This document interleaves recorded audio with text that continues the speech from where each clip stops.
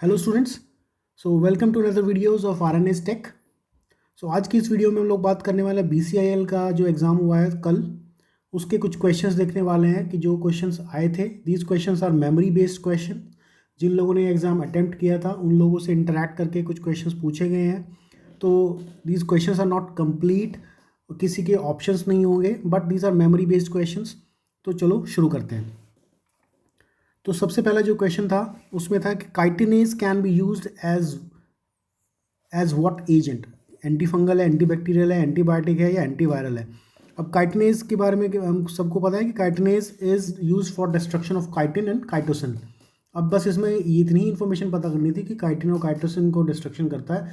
बाकी सबको पता है कि फंगल में या फंगसेस में हमारे पास जो उनकी सेल वॉल होती है वो काइटिन की होती है। तो जैसे ही अब आपको इतनी इन्फॉर्मेशन है कि फंगस की जो सेल वॉल है वो आपकी काइटिन की है और काइटिनेज आपका काइटिन को डिस्ट्रक्ट करने के लिए यूज़ करता है, तो ऑटोमेटिकली ऑप्शन आपका एंटी फंगल बन जाता है।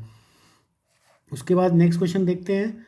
नेक्स्ट क्वेश्चन है the bird sitting on a high voltage electric wire doesn't get shock why. मतलब कोई चिड़िया है, वो एक इलेक्ट्रिक तार पे बैठी हुई है बट उसको अभी भी कोई शॉक नहीं लगता। या कोई भी अगर इंडिविजुअली अगर आप या मैं भी कोई तार को पकड़ के लटक जाऊँ इलेक्ट्रिक तार को तो शॉक नहीं लगेगा।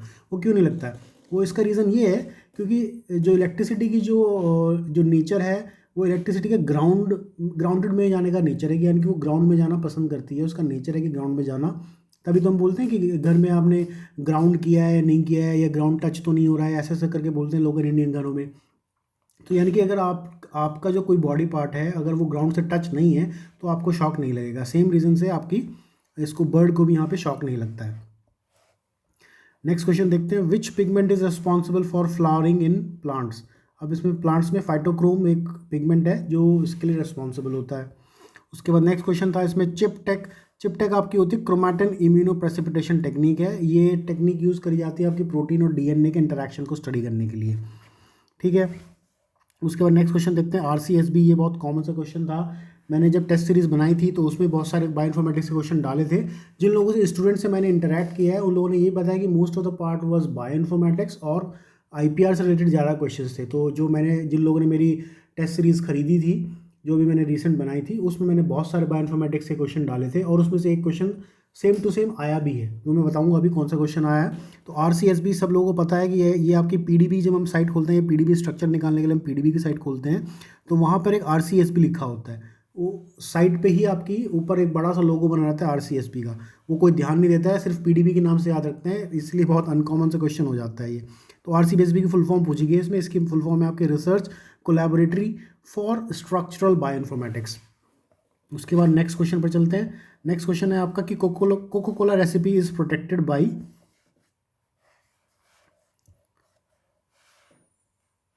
Cocoa cola recipe is protected by, ये आपकी चार ऑप्शन थे इसमें। ट्रेड सीक्रेट है, ट्रेडमार्क है, कॉपीराइट है या आपका पेटेंट है। इसमें आपका ऑप्शन है ट्रेड सीक्रेट। उसके बाद नेक्स्ट क्वेश्चन पर चलते हैं। नेक्स्ट क्वेश्चन है आपका in which of the following cell division stages cell has haploid. मतलब कि कौन सा सेल डिवीजन में कौन सा सेल डिवीजन में होता है कि जिसमें हैप्लॉइड बनता है। ये मायोसिस में बनता है। अब ये मेरे को याद नहीं है, मुझे वो इन्फॉर्मेशन नहीं है कि ये सेल डिवीजन की स्टेज पूछी गई थी या सेल डिवीजन ही पूछा गया था कि मायोसिस है माइटोसिस है, ये क्या पूछा गया था वो मेरे को इन्फॉर्मेशन है नहीं। तो आगे चलते हैं। एक क्वेश्चन था इसमें a cell through meiosis give 4 daughter cells, 2 were haploid and 2 were aneuploid. So उसमें कुछ ऑप्शंस थे कि ऐसा क्यों हुआ है, किस वजह से हुआ है। वो ऑप्शंस क्या है वो देखते हैं। Chromosome did not get separated due to disjunction in first division, chromosome did not get separated due to disjunction in second division, or chromosome did not get separated due to disjunction in both divisions। अब इसका जो correct answer है वो fourth option देखने के बाद ही पता चलता है, लेकिन फोर्थ ऑप्शन अवेलेबल नहीं है। जिस स्टूडेंट ने मेरे को ये इन्फॉर्म बताया है उसको फोर्थ ऑप्शन उसका याद नहीं था। तो नेक्स्ट क्वेश्चन देखते हैं what is the significance of E value in the blast results. ये इसी क्वेश्चन की मैं बात कर रहा था कि जब मैंने टेस्ट सीरीज बनाई थी उसमें एक सिमिलर क्वेश्चन था ब्लास्ट से रिलेटेड और ई वैल्यू से रिलेटेड कि ई वैल्यू में आपकी ब्लास्ट के रिजल्ट्स में ई वैल्यू का क्या सिग्निफिकेंस है। जब हम ब्लास्ट करते हैं किसी भी का तो उसमें ई वैल्यू आती है, एक ई वैल्यू का कॉलम आता है उसमें कुछ नंबर्स लिखे होते हैं, उसका कुछ सिग्निफिकेंस होता है। वो सिग्निफिकेंस मैंने टेस्ट सीरीज में सेम क्वेश्चन पूछा गया था और इसमें भी आपका सेम ही क्वेश्चन आया। तो वो क्या बताते हैं number of expected hits of similar quality that could not be found by chance. उसके बाद कुछ क्वेश्चन थे उसमें आपके थर्मल डिग्रेडेशन काइनेटिक्स से रिलेटेड, आर्रहनियस इक्वेशन से रिलेटेड क्वेश्चन थे, बर्नौली इक्वेशन, एमएम इक्वेशन तो बहुत कॉमन है, इससे तो क्वेश्चन आता ही आता है हर जगह। ब्रैग्स इक्वेशन से बहुत सारे क्वेश्चन थे, यानी कि बायो प्रोसेस जो पूरे पेपर में वो छाया हुआ था वो था बायो प्रोसेस, बायो इन्फॉर्मेटिक्स और आपका आईपीआर।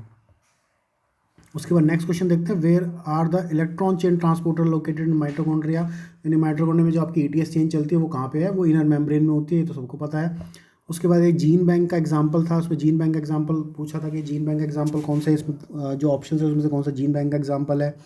उसके बाद एक क्वेश्चन था कि सिंगल सेल प्रोटीन कौन सा है, जो नीचे ऑप्शन दिए है उसमें सिंगल सेल प्रोटीन ढूंढना था आपको।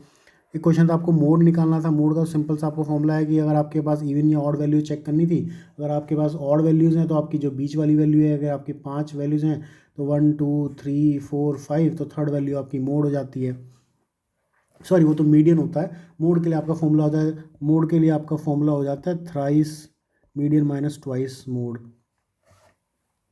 तो उससे भी निकाल सकते हैं।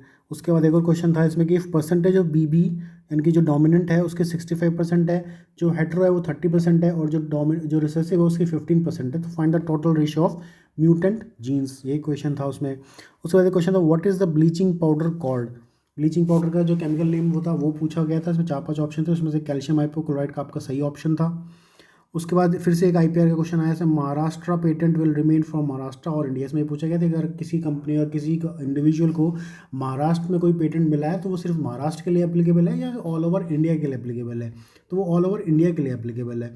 आपको दो ही, ये तो इंडियन दो आपके पेटेंट होते हैं, एक तो नेशनल पेटेंट होता है, एक इंटरनेशनल पेटेंट होता है। जो नेशनल पेटेंट है वो ऑल ओवर इंडिया के लिए है, और जो आपका इंटरनेशनल है वो आउटसाइड आपका आउटसाइड इंडिया के लिए, यानी कि यूएस के लिए तो आपको यूएस का अलग से बनेगा, फिर जैसे किसी दूसरी कंट्री का आपका अलग से बनेगा। उसके बाद एक और क्वेश्चन था DNA B has 2 × 10⁻³ sequence, what will be the base pair of it. अब ये क्वेश्चन मुझे कुछ डाउट है, इस क्वेश्चन को मुझे स्टूडेंट ने मुझे बताया कि वो कुछ डाउट है, ये क्वेश्चन मुझे सही नहीं लग रहा है। अब इस एक और लास्ट क्वेश्चन जो याद आ रहा है जो स्टूडेंट से मेरे को बताया है वो ये है कि T cell recognise which type of antigen, यानी देख लो इम्यूनोलॉजी भी इसमें आ गई। तो टी सेल आपको सबको पता है कि टी सेल पे आपके 2 मार्कर होते हैं, CD4 CD8। CD4 आपका MHC2 से बाइंड करता है, CD8 आपका MHC1 से बाइंड करता है। और आपका जो टी सेल है ये आपका MHC आपके पास कहाँ प्रेजेंट होते हैं, ये आपके प्रेजेंट होते हैं एंटीजन प्रेजेंटिंग सेल्स पे। तो ये MHC आपका एंटीजन प्रेजेंटिंग सेल्स पे, मान लीजिए आपका MHC लगा हुआ है, तो ये आपके नॉर्मली जो है आपका पेप्टाइड जो का एंटीजन है उसकी प्रोसेसिंग करके आपके अपने सरफेस पे एक्सप्रेस करता है। तो टी सेल जो है आपके इस पेप्टाइड से ही बाइंड करते हैं, यानी कि जो एंटीजन जिससे बाइंड करता है टी सेल रिसेप्टर्स या टी सेल, वो आपका पेप्टाइड है। तो ये कुछ 20-22 क्वेश्चन थे जो मैंने जिन स्टूडेंट से बात करी उन लोगों ने मुझे बताया कि ये क्वेश्चन थे, but in the end exact question paper आने में भी टाइम लगेगा। मैं कोशिश कर रहा हूँ कि कहीं से अवेलेबल हो जाए, क्योंकि पिछले साल के क्वेश्चन पेपर BCIL के मिलते नहीं हैं, क्योंकि BCIL अपने पोर्टल पे डालता नहीं है। तो मैं कोशिश कर रहा हूँ अगर मिल जाए तो बहुत अच्छा होगा। जैसे ही मिलता है उसका एक मैं पूरा डिटेल्ड वीडियो बनाऊँगा हर क्वेश्चन का एक प्रॉपर एक्सप्लेनेशन के साथ। उसके बाद आपके पास आ जाता है कि अब कुछ दिनों में मैं गेट की टेस्ट सीरीज़ लॉन्च करने वाला हूँ, क्योंकि गेट का एग्ज़ाम भी पास आ रहा है। गेट बायोटेक, मैं लाइफ साइंसेस की टेस्ट सीरीज़ नहीं बना रहा हूँ, बायोटेक गेट आपका बायोटेक में भी होता है, गेट आपका एक्सेल में भी होता है लाइफ साइंसेस में। तो मैं बायोटेक की टेस्ट सीरीज़ बना रहा हूँ, जो वही 4 या 5 टेस्ट सीरीज़ होंगे, इसमें मॉक टेस्ट पेपर्स होंगे, उसमें जो एग्जैक्टली जो गेट का पैटर्न है सेम बेसिस पे होगा उसके, वही 65 क्वेश्चन आएंगे, एक 1 मार्क 2 मार्क्स क्वेश्चन आएंगे, और जो डेटा इंटरप्रिटेशन होता है कि लिंक्ड क्वेश्चंस आते हैं कि एक क्वेश्चन है उसका अगर आप आंसर करेंगे तभी आप दूसरे का आंसर कर पाएंगे। बेसिक फोकस उस पर रहेगा बायो प्रोसेस इंजीनियरिंग पे। बाकी सारे टॉपिक्स ही कवर होंगे, लेकिन बायो प्रोसेस गेट में ज़्यादा इंपॉर्टेंस आता है, क्योंकि मेजर पोर्शन ये समझ लीजिए 4-5 क्वेश्चन तो बायो प्रोसेस से आते आते हैं, 2-3 क्वेश्चन आपके डाउनस्ट्रीम प्रोसेसिंग से भी आते हैं, तो मेजर फोकस उन चीज़ों पर रहेगा।